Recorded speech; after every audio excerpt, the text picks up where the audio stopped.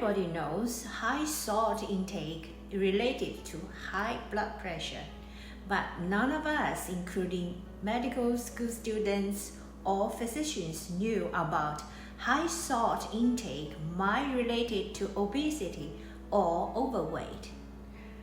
But listen what the latest scientists found out.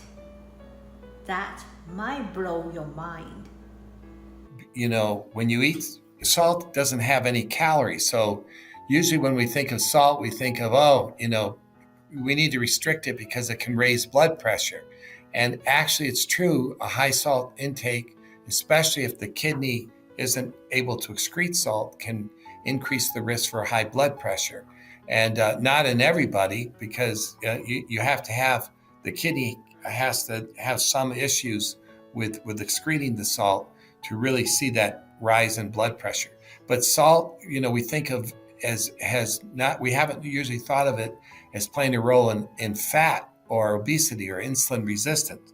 But when we discovered that the body can make fructose, we started looking at what are the known mechanisms for stimulating fructose production. And one of the things that can do that is if the salt concentration in your blood goes up. And so when you eat salt, the salt concentration in the blood initially goes up. That stimulates thirst, and then you drink water to correct that. And so we knew that when the salt concentration goes up in the blood, that fructose is made. So it made us realize that a salty diet might actually be a mechanism for generating fructose in the body. And it's particularly like if you were eating carbs. So like French fries, the salt in the French fry then helps stimulate the conversion of the starch in the potato to fructose. It's like a combination hit. You eat the high glycemic carb with salt, and that's going to markedly amplify the ability to make fructose. And so what we did is we reviewed the literature, and we found to our surprise that people who are overweight tend to eat a high salt diet, that people who are overweight tend to have a high salt concentration in their blood, that people who are overweight tend to have the presence of a hormone in the blood that's associated with high salt concentration and with dehydration, and that's called vasopressin. And so people who are overweight or obese or have metabolic syndrome tend to be on high salt diets. They tend to be slightly dehydrated because the salt concentration goes up in their blood, and they tend to have this. And then there's studies that show that if you have a high salt diet, that it actually predicts the development of obesity.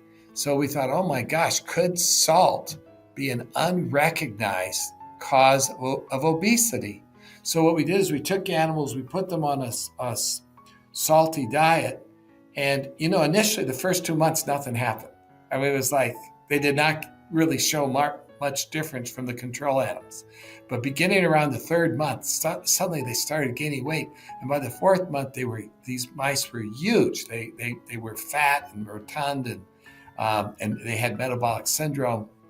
And when we looked inside, then we found that they were making a lot of fructose from the food they were eating. So even though they weren't eating any sugar, they were making sugar.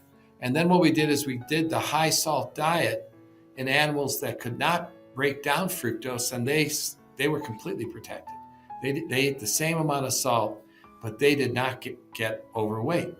And so we realized that salt was another cause of hypertension, but it was not it's not really the salt per se. It's the fact that salt makes the body act like it's dehydrated. It raises the salt concentration. So if we gave salt with water so that the salt concentration in the blood didn't go up, we could block obesity as well. So when you eat salt, when you're eating salty food, you're triggering the production of fructose, just like when your blood glucose goes up with the high glycemic food. So we have the glucose monitor that tells us, that our glucose levels are high. We're making sugar. We're activating this switch to get fat. But every time we eat salt, there's nothing to tell us until we get thirsty. And at that point, we've actually activated this switch. So we did a study with people where we gave a salty soup to raise their salt concentration acutely. And when we did that, their blood pressure went up. But if we gave the salty soup with water so that their salt concentration did not go up in their blood, even though they ate the same amount of salt, their blood pressure didn't go up. So it turned out that the way salt works is not from the amount. It's if you eat a lot of salt without drinking a lot of water. And what happens then is that triggers the animal, or in this case us, to think we're dehydrated. And that makes us want to put on fat, because fat is the source of water for the animal. When you burn fat, you produce water.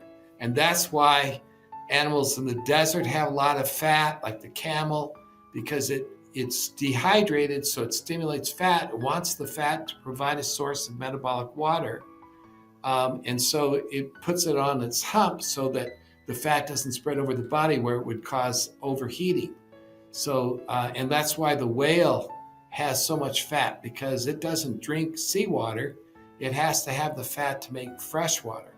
And so it lives in this salty environment, the sea, and that helps drive the fat production that it then uses to help survive. So it's all part of the survival mechanism. When we eat salt, we're creating that same alarm signal, but it's creating, quote, dehydration instead of starvation.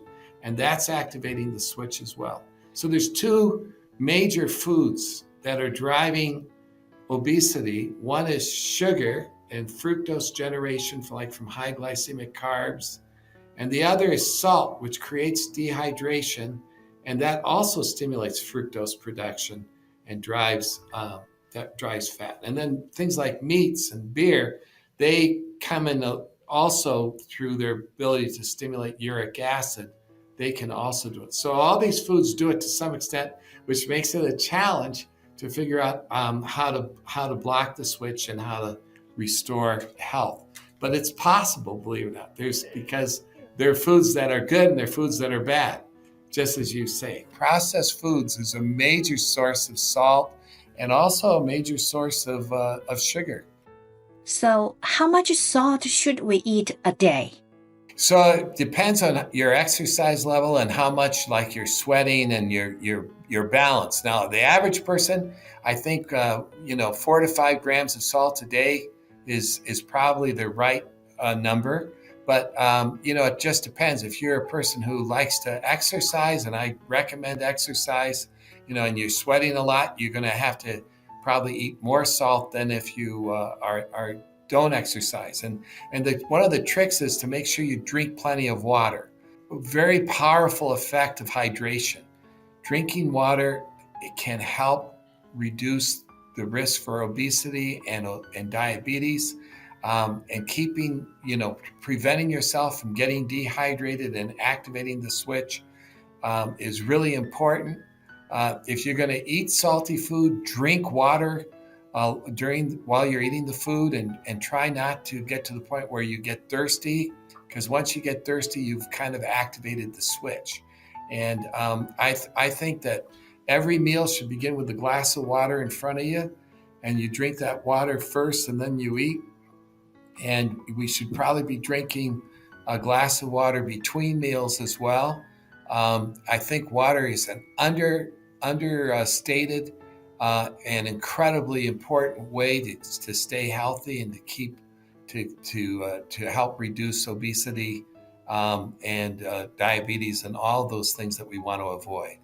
If you like this video, please subscribe and give me a thank you.